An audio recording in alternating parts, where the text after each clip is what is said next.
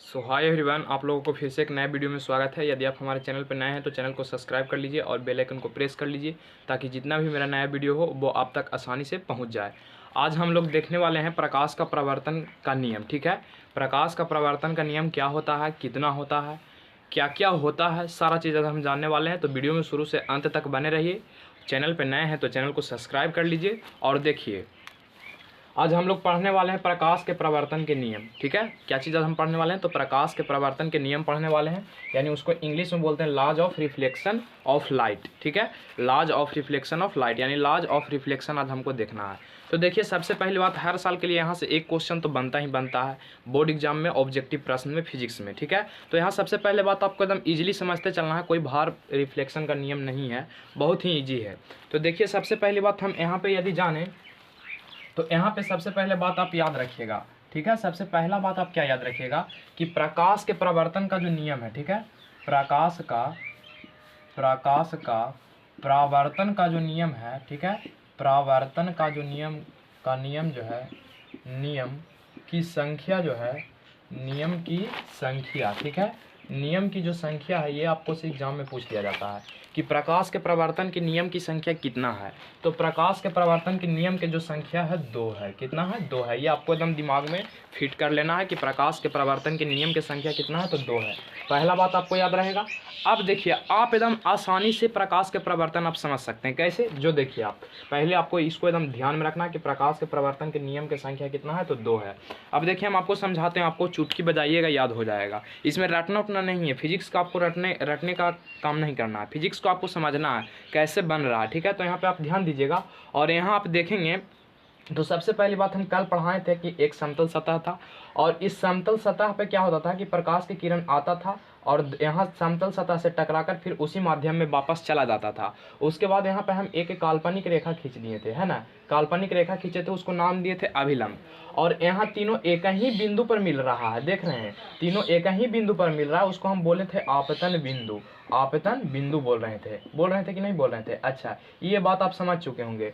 क्या हम कल बताए थे कि एक सतह था, किरण आ रहा था और उसी दिशा में वापस चला जा रहा था, आ रहा था, है ना। अब बीच में एक अभिलंब पार दिए थे, तीनों जहां मिला था उसको आपतन बिंदु बोले थे। यदि ये तीनों बात आप समझ चुके हैं तो पहला नियम आपको याद हो गया है। पहला नियम क्या हो गया है, तो याद हो गया। देखिए, अब हम आपको पहला नियम समझाने का प्रयास करते हैं। ठीक है, पहला नियम आप समझाने का प्रयास करते हैं। देखिए, नियम पहला में आपसे क्या बोला है, जो आप देखिए पहला नियम यहाँ पे कहा है भाई जी, नियम नंबर पहला। ठीक है, नियम नंबर पहला में आपसे नियम क्या बोला है कि आपतित किरण, देखिए हम यहाँ पे फिगर को भी बना देते हैं इस साइड में, आपको ध्यान रखना है कि यहाँ से प्रकाश की किरण आया, अब वापस चला गया, यहाँ पे बीच में अभिलंब था, ये प्रकाश की किरण आ रहा था, ये प्रकाश की किरण जा रहा था, और ये जहाँ पे मिला है उसको क्या नाम दिए, तो आपतन बिंदु नाम दिए हैं। आपतन बिंदु है कि नहीं, ये आपको बात समझना है। तो चलिए देखिए, पहला नियम में क्या लिखेंगे, देखिए तो ई किरण आ रहा है, ई किरण जा रहा है, तो आने वाले किरण को आपतित किरण कहते हैं और जाने वाले किरण को परावर्तित किरण कहते हैं। बीच में जो काल्पनिक रेखा होता है उसको अभिलंब कहते हैं। तो यहाँ पे क्या लिखेंगे कि आपतित किरण, क्या लिखेंगे, आपतित किरण। ठीक है, आपतित किरण, परावर्तित किरण तथा आपतन बिंदु पर, देखिए आपतन बिंदु यहाँ पे जहाँ तीनों मिल रहा था, आपतित किरण, परावर्तित किरण और अभिलंब, तो यहाँ लिखेंगे आपतित किरण, परावर्तित किरण तथा आपतन बिंदु पर। ठीक है, आपतन बिंदु पर बना अभिलंब, देखिए आपतन बिंदु पर अभिलंब बन रहा है, बना अभिलंब तीनों, ठीक है, तीनों एक ही तल में होता है, तीनों एक ही तल में होता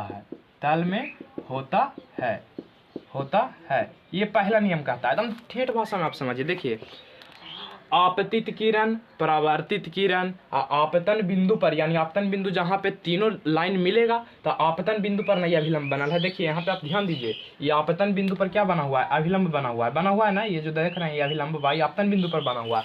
तब बस कुछ नहीं करना है, उसी को लैंग्वेज में आपको, भाषा में आपको लिख देना है। क्या करना है, यहाँ पे क्या लिखें पहला नियम में कि आपतित किरण, परावर्तित किरण। ठीक है, यहाँ पे किरण छूट गया है, किरण आप लोग कर लीजिएगा, यहाँ पे किरण छूट गया है, यहाँ पे लिख लीजिएगा किरण। ठीक है, किरण तथा यहाँ पे कर लीजिएगा। ठीक है, तो क्या बोलेंगे कि आपतित किरण तथा परावर्तित किरण आपतन बिंदु पर बना अभिलंब, आपतित किरण, परावर्तित किरण तथा आपतन बिंदु पर बना अभिलंब तीनों एक ही तल में होता है। पहला नियम यही कहता है आपसे, ठीक है। तो पहला नियम आशा करते होंगे कि आप समझ गए होंगे। कल जब हम आपको एक बात समझाए थे, जो थोड़ा सा यहाँ पे ध्यान दीजिए दूसरा नियम को समझने के लिए। कल इस प्रकार से एक हम फिगर बनाए थे और इस प्रकार से बनाए थे, यहाँ पे बीच में अभिलंब डाल दिए थे, है ना। बीच में क्या डाला हुआ था, तो अभिलंब डाला हुआ था। और हम बोले थे कि आपतित किरण और परावर्तित किरण, समझ चुके थे आप। उसके बाद यहाँ पे आप देखेंगे तो आपतित किरण और अभिलंब के बीच में जो कोण बन रहा था उसको हम आई से सूचित करते थे, यानी आपतन कोण से उसको कहते थे। और अभिलंब तथा परावर्तित किरण के बीच में जो कोण बन रहा था उसको आर से सूचित कर रहे थे, यानी परावर्तित कोण उसको बोल रहे थे।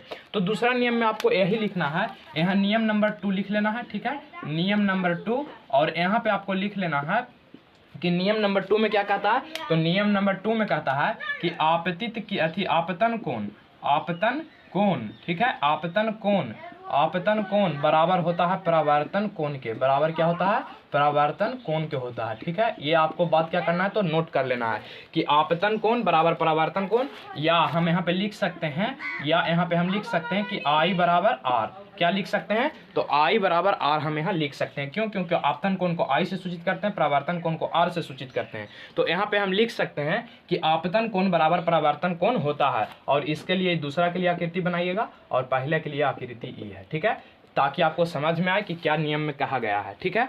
तो पहला नियम में यही कहा गया था कि तीनों जो है आपतित किरण, परावर्तित किरण और अभिलंब तीनों एक ही बिंदु पर होता है, जो आपतन बिंदु पर होता है। दूसरा नियम क्या आपसे कहा था कि आपतन कोण बराबर परावर्तन कोण होता है, यानी आई बराबर कोण आर होता है। तो यानी वही लिखा गया कि आई बराबर कोण आर हुआ, ठीक है। यहाँ तक बात आप समझ रहे हैं। उसके बाद देखिए, आपसे कुछ एग्जाम में और ऑब्जेक्टिव पूछ दिया जाता है, उसको हम समझने का प्रयास करते हैं। यहाँ से तो ये हर साल के लिए ऑब्जेक्टिव फिक्स है कि प्रकाश के परावर्तन के कितने नियम है, यानी उसकी संख्या क्या है, तो 2 है। परावर्तन के नियम के आप लोग समझ लिए, तो इसका एक स्क्रीनशॉट कर लीजिए। उसके बाद आपको 2 पॉइंट परावर्तन के नियम में और बच गया है, तो यहाँ पे फटाफट आप स्क्रीनशॉट करिए। चलिए, आशा करते होंगे कि आप स्क्रीनशॉट कर लिए होंगे। तो अब इसको हम मिटा देते हैं। उसके बाद अब हम दो और ऑब्जेक्टिव देख लेते हैं, ठीक है, ताकि कोई प्रॉब्लम हमको एग्जाम में ना हो। देखिए, एक होता है नियमित परिवर्तन, ठीक है, एक होता है नियमित परिवर्तन, एक होता है अनियमित परिवर्तन। अब ये क्या होता है नियमित परिवर्तन और अनियमित परिवर्तन है, देख लेते हैं। हम पहला पॉइंट आज समझने वाले हैं नियमित परिवर्तन, ठीक है, नियमित परिवर्तन, ठीक है ना। तो नियमित परिवर्तन किसको कहेंगे भाई, जो समझ लेते हैं। तो नियमित परिवर्तन जो होता है, यानी कि जैसे प्रकाश आएगा वैसे ही वापस हो जाएगा, यानी जौन एंगल से आएगा वही एंगल से वापस होगा। कहने का मतलब मेरा क्या हुआ कि देखिए, जब प्रकाश के किरण जो है इस प्रकार से आएगा, इसी प्रकार से वापस हो जाएगा, इस प्रकार से आएगा, इसी प्रकार से वापस हो जाएगा, इस प्रकार से आएगा, इसी प्रकार से वापस हो जाएगा। यानी कहने का मतलब क्या हुआ कि रिफ्लेक्शन का जो नियम है उसको पालन करेगा, ठीक है। रिफ्लेक्शन का नियम यानी परावर्तन का जो नियम है उसको क्या करेगा, पालन करेगा। और ये आपको याद रखना है कि नियमित परावर्तन हमेशा समतल सतह से होता है। कैसा सतह से होता है, तो समतल सतह से होता है, ठीक है, समतल सतह से होता है। ये आपको बात याद रखना है। आपसे एग्जाम में ऑब्जेक्टिव पूछ दिया जाता है कि नियमित परावर्तन जो होता है किससे होता है, कैसा सतह से होता है। तो आपको याद रखना है कि नियमित परावर्तन जो होता है समतल सतह से होता है। और नियमित परावर्तन के इसको आप एग्जाम्पल के थ्रू लिख सकते हैं कि नियमित परावर्तन इस प्रकार से होता है, ठीक है, नियमित परावर्तन जो है इस प्रकार से होता है, ठीक है। बात आपको समझ में आ रहा है कि नियमित परावर्तन किस प्रकार से होगा जी। तो ये आपको पहला नियम में था, यानी नियमित परावर्तन आपको समझाने का हम प्रयास कर रहे थे, क्योंकि यहाँ से भी ऑब्जेक्टिव एग्जाम में एक बन जाता है कि नियमित परावर्तन निम्नलिखित में से कौन सी सतह से होती है। तो आपको याद रखना है समतल सतह से, इसका आप आकृति बना सकते हैं। दूसरा चीज आपको यहाँ से क्या समझना है, तो दूसरा चीज आपको समझना है यहाँ पे अनियमित परावर्तन, ठीक है, नियमित परावर्तन, ठीक है। दूसरा पॉइंट आपको ये समझना है। तो अनियमित परावर्तन किसको कहेंगे भाई, तो अनियमित परावर्तन जानने के लिए आपको कुछ नहीं करना है। नियमित में हुआ कि नियम से होगा, अनियमित में क्या हुआ कि नियम से नहीं होगा। एक नाम है नियमित, यानी नियम को पालन करेगा। जैसे ही लग गया अनियमित, यानी नियम को पालन नहीं करेगा, ठीक है, नियम को पालन नहीं करेगा। तो इसमें हम किस प्रकार से, ये जो होता है आपको याद रखना है कि अनियमित परावर्तन हमेशा वक्र सतह से होता है। कैसा सतह से होता है, तो वक्र सतह से होता है। इसका आकृति किस प्रकार से बनेगा, तो इसका आकृति कुछ इस प्रकार से बनेगा। देखिए, एन से आया एन भाग गया, एन से आया एन ही भाग गया, फिर एन से आया एन चल गया, एन से आया ओन चल गया, ऐसे, यानी कोई नियम पर ही कार्य नहीं करेगा, ठीक है। कोई नियम पर कार्य नहीं करेगा, नियमित है जो नियम पर कार्य करेगा। तो ये आपको प्रकाश के प्रवर्तन के नियम था, यहाँ से क्वेश्चन एग्जाम में बनता है।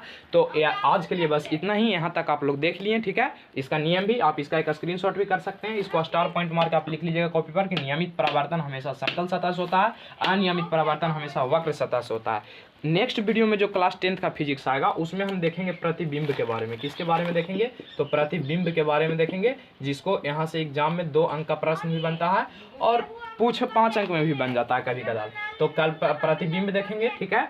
तो प्रतिबिंब के लिए नेक्स्ट वीडियो में, आज के लिए बस इतना ही। थैंक यू, मिलते हैं नेक्स्ट वीडियो में।